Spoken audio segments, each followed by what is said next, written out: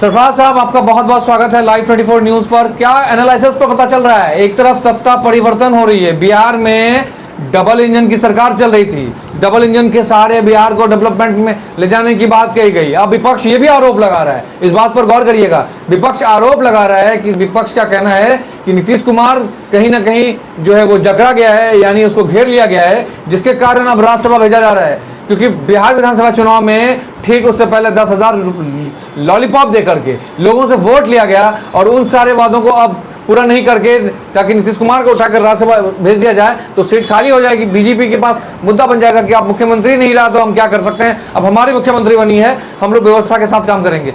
क्या लगता है, सचमुच ऐसा कुछ होने जा रहा है या फिर यूं माना जाए कि भारतीय जनता पार्टी बिहार को फिर से जंगल राज 2 बनाने की तैयारी में है? क्या आप मानते हैं इस चीज को? चलिए सरफराज साहब बताइए।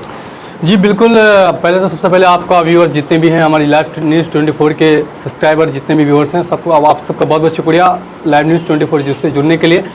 देखिए मीनाथ भाई, बात ये है कि जो अभी चल रहा है राजनीति में बिहार का जो चल मची, लोग लग रहा है कि जो नीतीश कुमार तो राज्यसभा का चुनाव में जा रहे हैं कि राज्यसभा में हम जाएंगे, लेकिन वो अपने मन से नहीं जा रहा है। जहाँ तक एनालिस्ट लोगों से लग रहा है कि अपने मन से नहीं जा रहा है, उसको लेके जाया जा रहा है, क्योंकि बीजेपी चाहती है कि उसकी जो मुख्यमंत्री बने और उसका सत्ता हो, इसलिए वो चाहते हैं कि, और उसके कहीं ना कहीं नीतीश कुमार के ऊपर दबाव है। और इसलिए दबाव है क्योंकि कहीं ना कहीं वो लगता है कि अगर ये नहीं करता है, उनके ऊपर भी और नेता की तरह ईडी का उनके ऊपर दुरुपयोग किया जाए, ऐसे में देखा जा रहा है। अच्छा, ये लगभग सीबीआई हो या ईडी दफ्तर हो, उसका दुरुपयोग हो रहा था। हाल ही में रेवेन्यू कोर्ट ने दिल्ली के पूर्व मुख्यमंत्री केजरीवाल को बरी कर दिया। जी जी बिल्कुल।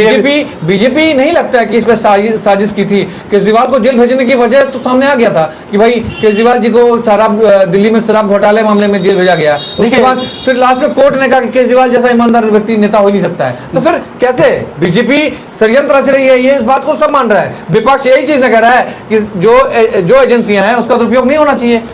नहीं लगता कि सरफराज की इसका अगर दुरुपयोग होगा तो लोकतंत्र का कहीं ना कहीं हत्या हो रहा है। और ऐसे एजेंसियों को भी चाहिए, उनके अधिकारियों को भी चाहिए कि हम कोई भी फैसला लेने से पहले हम 10 बार पहले उसकी मोटिवेट करें, उसको रिसर्च करें कि सही है या गलत है। देखिए बहुत बड़ी बात कही कि दिल्ली बाइज्जत बरी कर दी है कोर्ट ने।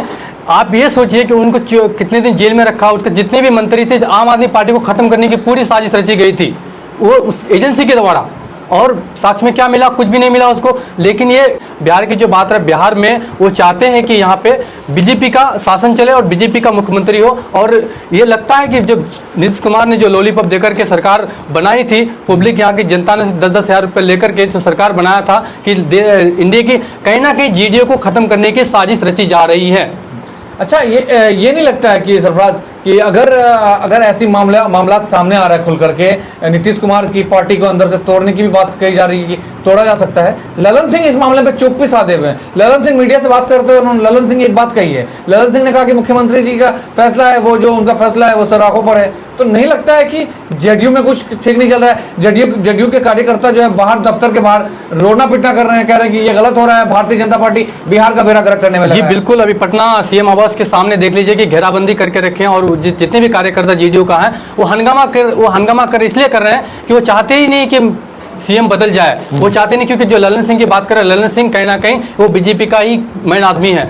विपक्ष तो अभी भी आरोप लगा रहा है ना। विपक्ष का सीधा कहना है कि अगर नीतीश कुमार अगर सौतेलापन कर रहा है बिहार के साथ तो ये सीधा हाईजेक हो चुका है नीतीश कुमार बीजेपी में, और इसीलिए उसको जहां मर्जी वहां ढो रहा है। अब बात ये आती है कि निशांत को लाके राजनीतिक में सक्रिय होना, आज मालूम ये हुआ कि शाम तक सूत्रों से पता चला है कि शाम तक वो सदस्यता ग्रहण जदयू का करेंगे। तो वो अगर डिप्टी सीएम बन रहा है, बाप मुख्यमंत्री है, बेटा डिप्टी सीएम बन रहा है, ये सौभाग्य नहीं लगता कि ये पटांग फैसला होने जा रहा है? देखिए बिल्कुल ये बात है कि जो निशांत की जो बात कर रहे हैं आप, निशांत की तरफ से अभी तक कोई भी आधिकारिक कोई सूचना नहीं मिली है कि हम डिप्टी सीएम बनेंगे। लेकिन कहीं ये सूत्रों से पता चला है कि वो हो सकता है कि जेडीयू ज्वाइन करने वाले हैं। अचानक उसको लेके आना और अचानक राज्यसभा जाना, ये कहीं ना कहीं ये कुछ ना कुछ दर्शाता है कि वो अगले कदम जो है बीजेपी का, वो कुछ चाल चल रही है, जेडीयू को जड़ से खत्म करने की चाल साजिश जो है वो रची जा रही है। और जो अगला सवाल ये है कि अगर नीतीश कुमार राज्यसभा जाती है तो अगला मुख्यमंत्री कौन होगा?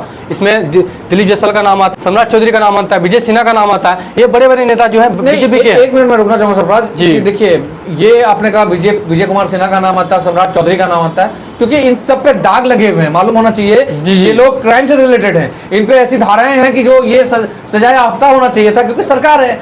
केंद्र में बीजेपी की सरकार है, तो अपने नेताओं को क्यों जेल भेजेंगे? ये शायद जाहिर सी बात है। अगर सर्वोच्चतम न्यायालय को न्यायपालिका के हिसाब से अगर उनको इंसाफ करना होता तो ये अपराधी लोग बाहर कैसे सरकार में आते हैं? और ये सारे नियम कायदे सब जनता पे लागू करेंगे, नेताओं पर नियम कायदे क्यों नहीं?